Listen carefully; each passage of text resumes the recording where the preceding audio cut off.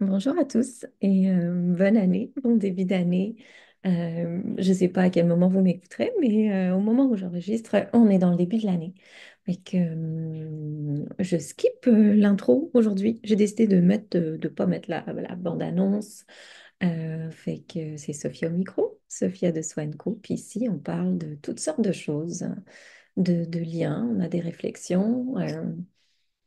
On pense pas nécessairement en termes de solution, mais peut-être d'inspiration, de voir qu'est-ce qui est là, qu'est-ce qui est disponible, quelles réflexions peuvent nous amener plus loin dans notre compréhension du réel, en réalisant bien que le réel est différent pour tout le monde, et qu'on a tous une perception différente du réel et que ça teinte aussi les actions qu'on porte dans le monde. Aujourd'hui, j'avais envie en fait de parler des histoires, les histoires qu'on se raconte. L'un des premiers épisodes du début du balado, c'était cette idée de parler des histoires qu'on se raconte, puis de parler du potentiel en fait de notre imaginaire, puis à quoi nous servent les histoires, encore en tant qu'être humain. Donc pour donner du sens, pour créer un nouvel imaginaire, c'est ça, pour avancer. Donc on a besoin des histoires. Et dans cet épisode-ci, en fait, j'avais envie d'aborder ces nouvelles histoires qu'on essaie de se raconter en début d'année. Parce que je trouve un peu drôle, moi, ce temps de l'année, je sais pas vous, un peu drôle, puis à la fois drôle, angoissant, peut-être même pour certaines personnes. En tout cas, cette année, j'ai trouvé particulièrement ardue. Puis j'ai eu envie un peu de m'en détacher. C'était presque viscéral. J'en parlais dans ma dernière infolettre d'ailleurs. Euh, mais voilà, on est dans le temps de l'année où on est un peu dans un entre-deux. On n'a pas encore bien digéré la fin de la dernière année, mais là on est au début. Puis là, on se regarde un petit peu dans le miroir, puis on se demande de quoi on a envie, qu'est-ce qu'on a accompli, puis qu'est-ce qu'on voudrait accomplir, puis on regarde à côté tout ce que les autres ont accompli, tout ce qui est projeté sur les réseaux, tout ce qui est projeté dans notre entourage, toutes les histoires des autres finalement. Puis ça nous met inévitablement face à nos propres doutes, à nous, par rapport à l'histoire qu'on s'est racontée, celle qu'on a envie de se raconter, celle que les autres se racontent. Puis c'est souvent là qu'on se retrouve dans une posture à vouloir à tout prix tout réinventer, comme si cette page blanche-là du début d'année pouvait soudain tout effacer, puis tout résoudre, euh, puis tout changer. Puis c'est beau en fait, cette page blanche-là, elle est belle parce que elle nous offre un moment transitoire où on peut se déposer pleinement pour aller constater le chemin parcouru. Puis le début d'année, ça peut être cette page blanche qui nous fait retrouver un élan, reprendre cette énergie-là d'avoir envie de créer, d'agir. Fait que c'est pas tout négatif, mais aussi ça peut devenir une pression justement à euh, tout, euh, tout faire mieux, euh, ou tout envoyer balader ce qui a été là. Puis je me suis demandé en réfléchissant à cet épisode-là, puis à ma propre histoire à moi, pourquoi est-ce qu'on ressent ce besoin-là, qui est presque universel, de se raconter à chaque début d'année une nouvelle histoire. Donc pas une histoire, parce qu'on s'en raconte tous des histoires, on en a besoin, elles donnent du sens. Mais pourquoi est-ce qu'on a besoin de se raconter une nouvelle histoire? Pourquoi est-ce qu'on veut tellement tourner la page sur quelque chose, sur la dernière année, pour en écrire une autre, avec plus de couleurs, avec plus de succès, avec plus de sérénité, peu importe ce qui fait sens pour nous à ce moment-là. Euh, Puis ça me faisait penser aussi un livre que j'ai lu, et ça n'avait pas rapport avec les histoires, mais dans le livre, il parlait que souvent, entre les époques, puis les évolutions des époques, on a cette tendance-là à vouloir juste aller dans le renouveau, mais qu'au final, quand on constate ce qui s'est passé, souvent, c'est une intégration de ce qui a été, donc dans ce cas-ci de notre année, de nos années antérieures, et puis un ajout. de ce qui va se dessiner dans l'autre année. Donc, il n'est pas une question d'effacer ou de recommencer quelque chose de tout neuf, mais d'intégrer quelque chose, puis effectivement, peut-être, oui, de réinventer ou de stabiliser quelque chose. Et je me questionnais parce que j'ai parlé avec pas mal de personnes dans les derniers jours, puis je me disais que peut-être que ce besoin-là, bah, il naît de quelque chose de très humain. À nouveau, on dit on a besoin de sens, mais peut-être d'une envie de mettre un peu d'ordre dans nos vies ou d'apaiser une certaine confusion intérieure. Donc, c'est un peu une occasion de faire ça. Puis pendant le temps des fêtes, j'ai lu un autre livre d'Anne Dufourmentel. J'avais lu La puissance de la douceur. Puis là, je lisais L'éloge du risque. Puis elle parle de la transformation. Puis elle a une perspective justement un peu tournée vers la psyché. Puis elle parlait de la transformation comme un peu une réponse au désordre, une réponse à notre inconfort. Puis des fois, selon elle, en fait, le fait qu'on ait envie de changer, de se transformer, c'est parfois aussi une manière d'aller guérir nos blessures ou de donner un sens à nos blessures. Mais ce que je me demandais, c'est est-ce que ce sens-là est toujours authentique? Ou est-ce qu'on se raconte une belle histoire, une nouvelle histoire pour éviter d'affronter certaines vérités inconfortables? Puis je réfléchissais à ça beaucoup dans l'intime, puis je le partageais avec une autre amie. C'est que j'ai eu l'impression, puis ça c'est super personnel, que comme j'ai souvent été quelqu'un de plus, de plus gêné, de plus timide, je ne sais même pas si on peut utiliser ces deux termes, ben, j'avais tendance parfois pour me rassurer devant une situation à me raconter une histoire ou à peut-être enjoliver certaines choses. Et puis cette année, je me rendais compte de certains éléments de l'histoire, puis même de certains moments de mon enfance que j'ai l'impression, en échangeant même avec ma famille, que, qu'il y a comme une construction qui a été faite, donc une perception du réel à nouveau ou de la mémoire d'un membre de ma famille, puis il y a ma propre perception de l'histoire, puis du réel. Puis souvent, elle a ce côté-là un peu plus enjolivé, un peu plus agrémenté de petites pépites. Puis ça me faisait penser au fait que parfois, peut-être que j'ai enjolivé ces histoires-là parce que j'avais besoin de ça, parce que ça me réconfortait, parce que ça m'évitait d'affronter quelque chose. Mais cette année, devant mon inconfort face au bilan, face au fait de revenir dans cette roue-là des bilans, puis de c'est le début d'année, la page blanche, je réalisais que j'ai envie d'être plus présente aux choses, mais j'ai envie aussi d'être plus authentique, d'être plus radicalement authentique, euh, même face à moi-même, aux propres histoires que je me raconte de moi à moi. Donc là, je bifurque un peu parce que cet épisode-là, c'est encore un peu une fois des questionnements que j'ai moi-même dans l'intime, puis que je voulais vous amener parce que peut-être que ça peut éclairer quelque chose. Puis je vous en avais déjà parlé dans le premier épisode d'un psychologue clinicien qui est aussi neuroscientifique. Il s'appelle Albert Moukébert. Puis il a ce livre-là qu'il a écrit, Votre cerveau vous joue des tours. Puis justement, lui, dans son texte, en fait, il vient nous avertir, nous mettre en garde contre les récits qu'on fabrique pour nous-mêmes. Puisqu'il explique dans ce livre-là, que justement je me suis mise à relire un peu en début d'année parce que j'avais un peu envie de relire les éléments plus au niveau du stress. Il explique que notre cerveau adore confirmer ce qu'il a envie de croire. Donc du coup, bah, il a cette tendance-là à tordre un petit peu la réalité. Donc quand on se promet qu'en 2025 ou en 2026 ou en 2024 ou peu importe, qu'on va devenir plus serein ou qu'on va devenir plus organisé ou qu'on va devenir plus épanoui, ben, est-ce qu'on y croit vraiment? On peut se poser la question d'ailleurs. Est-ce que je crois vraiment à ce que je suis en train de déposer ici, sur cette page, auprès de cette personne, face à moi-même? ou est-ce que c'est une façon de trouver du sens dans ma vie ou de calmer mes incertitudes?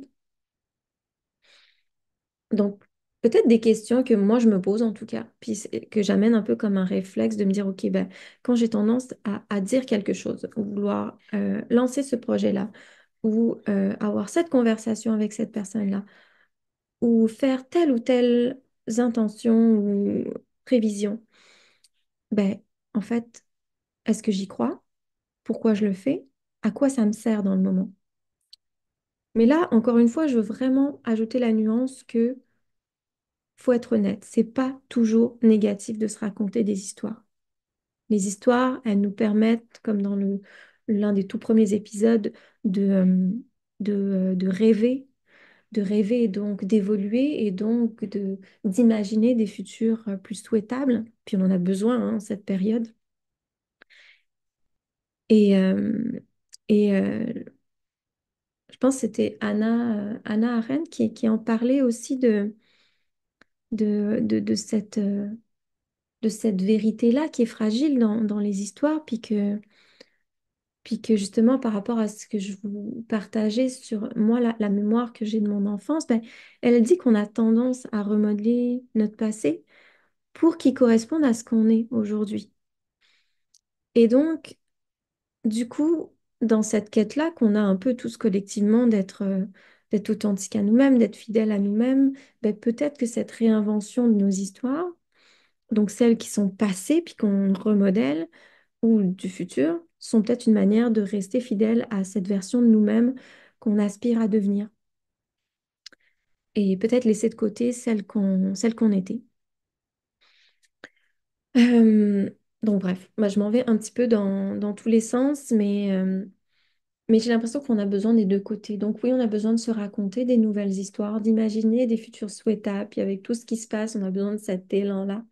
Et en même temps, pour être en capacité d'aller poser des actes qui sont authentiques, qui sont significatifs, il y a cette importance-là aussi de questionner les histoires qu'on se raconte, de questionner les histoires qu'on se raconte à nous-mêmes, mais aussi de questionner les histoires qu'on nous raconte sur les réseaux, sur les multiples médias, parce qu'on se rend compte aussi que bah, les histoires, c'est aussi un outil. Alors peut-être de création de sens pour soi ou peut-être de fuite par rapport à soi, mais c'est aussi un outil de manipulation des masses. Puis les réseaux sont un bon exemple de ça, en fait, pendant les campagnes, par exemple, euh, les campagnes électorales ou pour aller faire passer certaines informations, certaines idéologies. Donc, euh, donc de nuancer en disant qu'on a besoin des histoires, mais qu'on a besoin aussi de questionner nos propres histoires, puis celles qu'on entend, puis surtout aujourd'hui, pour être en capacité justement de garder toujours cet espace-là de doute sain qui nous permet bah, d'avancer, mais d'avancer dans une démarche un peu euh, de démarche critique au final. C'est peut-être le bon mot. Donc, à nouveau, je reviens un peu à ce début d'année où on se raconte des nouvelles histoires. Puis jusqu'à présent, pour moi, ça allait plutôt, pas avec des résolutions que je trouve un peu rigides et autoritaires, mais souvent avec des intentions, avec des envies. Donc des intentions, je parle souvent du mot intention parce que c'est plutôt au lieu de résolutions qui viennent plutôt de ce qu'on attend nous, de l'extérieur, puis un peu d'un modelage de la société. Mais moi, j'avais envie plus de parler d'intention, de ces élans qu'on ressent à l'intérieur, de ces petits ancrages dans le présent. Puis à nouveau, encore les intentions, bien évidemment, on est dans une société, on est dans un collectif, donc elles sont teintées aussi de ce qui est modelé dans le collectif, mais elles viennent quand même de quelque chose qui est dans notre intériorité, plus que des résolutions. Puis quand je pense à mes intentions, donc je peux déposer des intentions, des envies, des élans, bah souvent je vais me questionner quand même. Est-ce qu'avec cette intention, je cherche à combler un vide? Et si oui, c'est lequel? Est-ce que dans cette intention, j'ai envie de prouver quelque chose, de me prouver quelque chose, ou de prouver quelque chose à ma communauté? Ou est-ce que je veux simplement nourrir ce qui compte vraiment pour moi? Puis, la théorie de l'autodétermination, elle est intéressante à prendre en compte à ce sujet-là parce que sous cette perspective-là, ça explique que nos motivations, donc nos élans et donc nos intentions, viennent de trois besoins fondamentaux. On a besoin d'autonomie, on a besoin de se sentir compétent et on a besoin de liens. Et quand on formule des intentions qui respectent ces besoins et qu'on se questionne à si nos intentions, nos élans, ce qu'on projette dans le monde répondent à ces besoins, ben, elles ont peut-être plus de chances d'être durables, puis d'être sincères aussi. Mais ben, on va être honnête, en fait. Qu'on parle, peu importe les mots qu'on utilise, intention, résolution, ben, combien il y en a qui viennent d'une pression extérieure, d'un il faut, d'un on doit imposé par la société ou imposé par notre cercle proche ou imposé par la chambre d'écho dans laquelle on gravite ou imposé par nos propres injonctions, en fait. Alors voilà, cette année, j'avais envie de parler de ces nouvelles histoires, j'avais envie de faire un peu les choses différemment, j'avais envie plutôt de créer tout de suite des nouvelles histoires, de me questionner par rapport même au concept même de ces histoires qu'on se raconte. J'avais envie de me poser des questions plus honnêtes et de vous embarquer un petit peu dans ces questionnements-là. Euh, Puis l'histoire que je me raconte, la nouvelle histoire que je me raconte aujourd'hui, bah, c'est l'histoire d'une personne qui a cet élan encore plus fort de sortir du statu quo et que pour moi, sortir du statu quo, ça veut aussi dire tester des choses, expérimenter des choses autrement que ce qu'on nous dit de faire, juste pour voir qu'est-ce que ça fait résonner aussi. Je me raconte l'histoire d'une jeune femme qui se sent à une sorte de point de bascule, euh, un moment de transition où le X qu'elle s'est raconté n'est peut-être plus le X actuel et qui a un besoin de transiter vers autre chose. Pas nécessairement en faisant plus de choses, mais peut-être justement en faisant moins de choses ou en faisant différemment les choses. Je me raconte l'histoire d'une personne qui a envie de sortir de ses illusions parfois ou peut-être de ses idéaux euh, et de se questionner sur à quoi en fait elles servent en fait.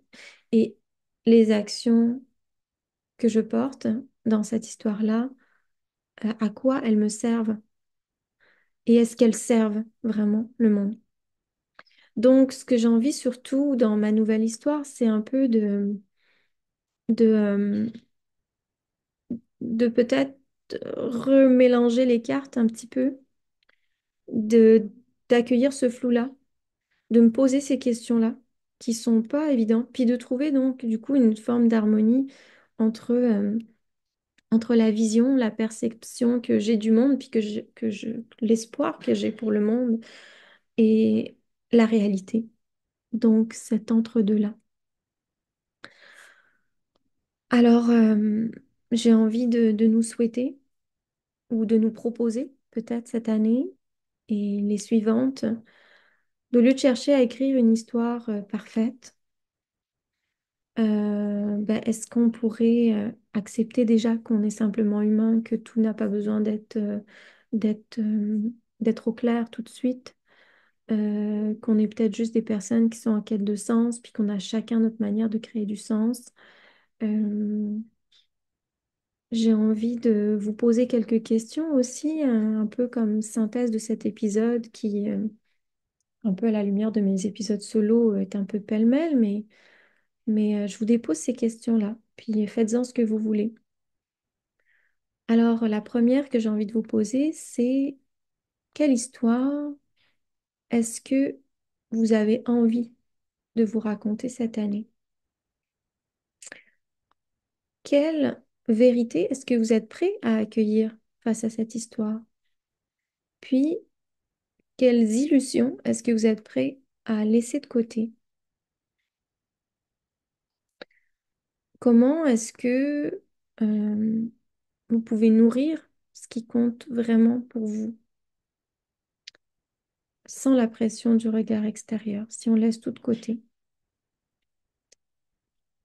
Par exemple, si vous aspirez à plus de sérénité parce que ça roule trop vite, bah, peut-être de vous questionner aussi par quoi ça passe. Est-ce que ça passe par un changement dans votre quotidien, donc par des actions, ou est-ce que ça passe plutôt dans un premier lieu par un regard différent sur ce qui est déjà là, une perception qui change. Puis ça peut être les deux.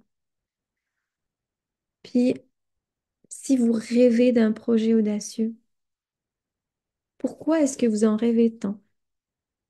Pour qui est-ce que vous le faites?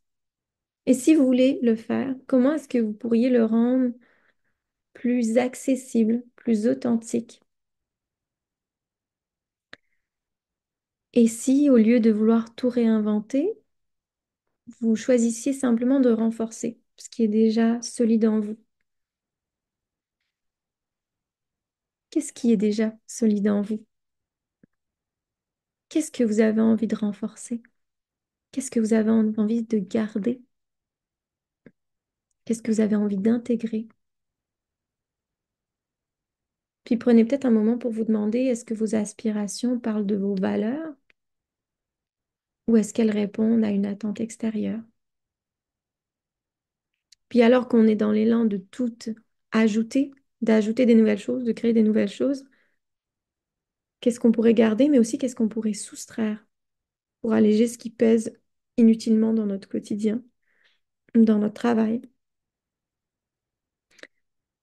Et finalement, qu'est-ce que vous pourriez faire juste là, maintenant? Ou quelles questions vous pourriez vous poser pour que cette nouvelle page que vous avez envie de créer soit non pas parfaite, mais peut-être plus vivante, peut-être là pour le coup plus pleine de sens. Puis là, peut-être que on va tous se raconter une nouvelle histoire en réfléchissant à ces questions, mais de ne pas hésiter en fait à aller dans les nouvelles histoires et de ne pas hésiter aussi à douter de nos propres histoires, puis à avoir un regard critique sur elles, puis finalement aller sculpter peut-être un peu plus vers ce qui est juste, autant pour le jeu que pour le nous. Alors voilà, donc je vous laisse là-dessus. Je serais vraiment heureuse d'avoir votre avis sur les questionnements que ça a pu créer en vous, sur peut-être l'histoire que vous racontez, puis l'histoire que vous a amené à vous raconter suite à l'épisode. Donc écoutez, je vous souhaite à nouveau un beau début d'année. Je vous souhaite de ne pas aller trop vite. Je vous souhaite de savourer la vie en mettant peut-être parfois de côté euh, l'univers travail qui prend beaucoup de place. Euh, je vous souhaite de vous sentir bien. Euh, alors voilà, j'arrête de blablater. À bientôt.